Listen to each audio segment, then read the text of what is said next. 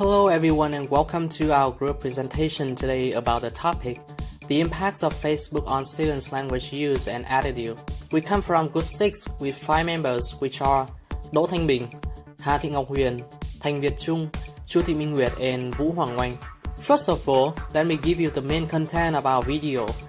There will be 4 main parts including the introduction, the interviews and survey, the analysis, and lastly is a conclusion.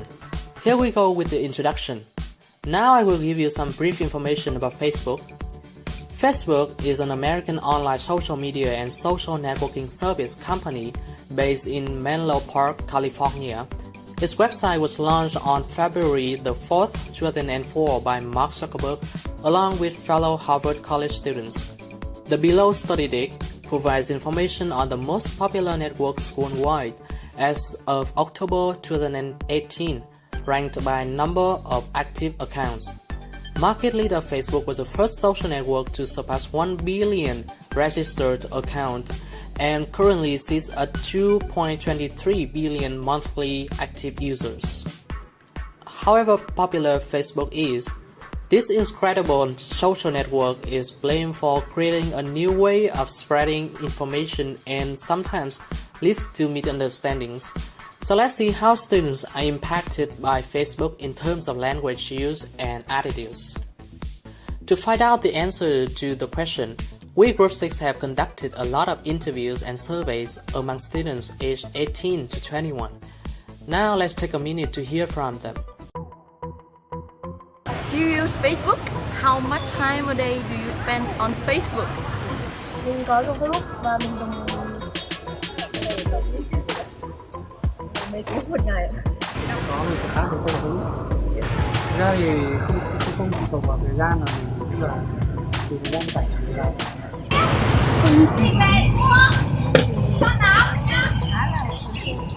hơn một tiếng. Và là mỗi ngày thì mình chỉ dùng 1 tiếng. đã có em dành khoảng 2 tiếng. Thời gian rảnh của em dùng là bình thường thì khoảng 8,8 khoảng 1 đến 2 tiếng.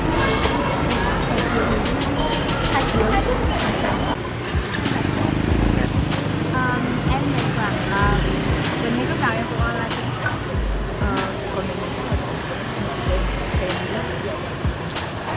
Cái này thì cũng không thể chắc chắn được vì trung bình là khoảng 2 đến 3 tiếng thôi. Recently, there has been some incident about the female student throwing her newborn baby. There also incident the last day about my dad rushing through Ginger Bridge right into the Red River. And one incident about a man exchanging $100 and being fined for over 90 million Vietnam dollars. So, did you read about that on Facebook? Yes, of course. Let's see what other thing about that. Nghĩa là mình biết 2 sự kiện đầu của sự kiện cái bạn trẻ trẻ con là tầm 31 và sự kiện mới gần đây nhất là mình gặp được xe ô tô làm dưới sông Anh có bạn. Có. Em cũng biết thông tin này qua. Về tất cả các bạn chúng ta. Em chỉ thấy giật tít ở trên các báo thôi. Kiểu sinh viên thì mình kiểu nữ sinh ném con từ trên đường 31 ném xuống hoặc là đã bớt được xe ô tô Mercedes từ cầu Trương Dương. Biết là sự kiện xe lao động của cầu Trương Dương. After accessing to the information on Facebook, do you think that this news is trustworthy or not? And if not, we check it on the more optional news sites or through the television, the more chance no sources. Cũng có nhiều page thường là nó chỉ lấy một số thông tin và nó làm quá rồi lên. Và mình không tin tưởng những cái page như thế. Nếu mà có thì mình sẽ tin được. Mình nghĩ là theo ý kiến của mình thông tin lắm, bởi vì nó có rất nhiều các cái đường link, rất nhiều cái trang báo đưa về thông tin đó. Thì đương nhiên là những cái gì mà mới đưa lên thì nó chỉ là một khía cạnh của vấn đề. Nên mình chắc mình đã tin được vấn đề là mình chỉ đầu rất quan, nhưng mà không để ý, mình không comment hay là mình không bình luận gì về điều đó. Bởi vì cái thì có thể báo này nói về là cái bạn trẻ các bạn ném con từ năm 31 là do bạn trầm cảm, báo kia lại bảo là bạn ấy rất áp lực tâm lý, báo kia nữa lại bảo là bạn ấy áp lực gây áp lực cho bạn trai. Thì là mình không đánh giá, mình không thu thập thông tin, mình xem vào đấy mình chỉ biết, tức là mình xem thông tin rồi mình biết chứ mình không đánh giá về nó cho đến khi nào mà có thông tin chính thức về người đó.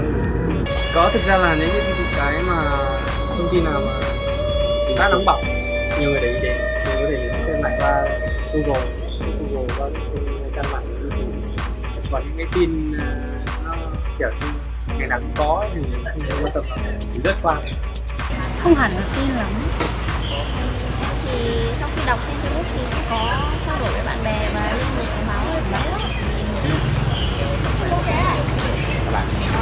Vì kiểu như em gặp nhiều bài báo viết sai rồi nên không đáng tin. Cho ví dụ Nhớ.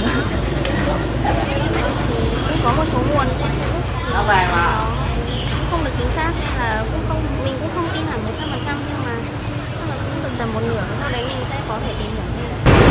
Chỉ là báo là còn cái nguồn báo rồi chỉ nếu mà cái Facebook đăng thì người ta sẽ câu view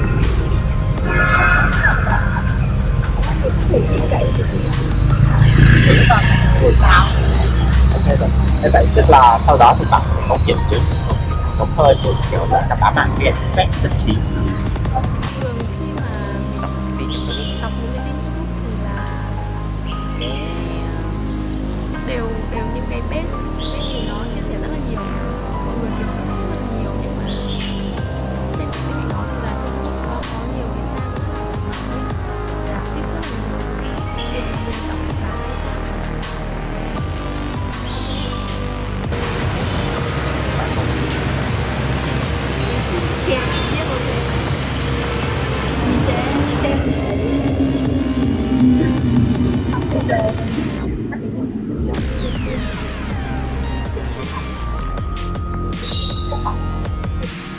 Thực ra thì nó tùy một số trang mạng, như là nếu mà hay chú đưa tin hoặc là một số cái trang em là thông tin tổng nóng thì em sẽ không tin. Còn đối với trang lớn kiểu như VTV thì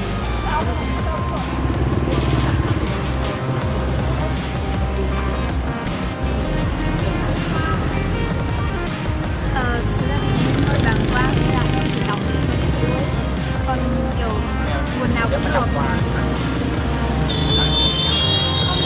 Em cảm thấy không đáng tin, nhưng mà kiểu nếu mà như em thấy lướt feed mà quá nhiều trang mà đưa về tin thì bao gồm cả nhiều trang, em có thể tin tưởng được. Đưa tin như vậy thì em nghĩ là em sẽ tin. Không, mình chỉ đọc qua rồi để hiểu nó thôi chứ mình không kiểm chứng được mặt khác. In addition, our group has done a survey to number of 51 students from the subject whether undergraduates are being influenced by the public mass in their opinions and the act of commenting on social media, particularly Facebook. We brought up 3 recent incidents. First, a young mother throwing her newborn child off the window from the 31st floor. Second, a car plunged off Chungseong Bridge. Third, a 90 million dong fine for farmer exchanging $100 in a jewelry store.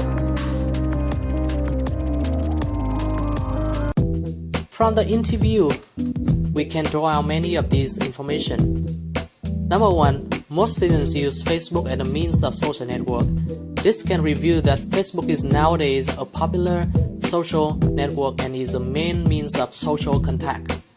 Number 2, the time spending on using Facebook varies among students, from at least 1 hour to 8 hours a day.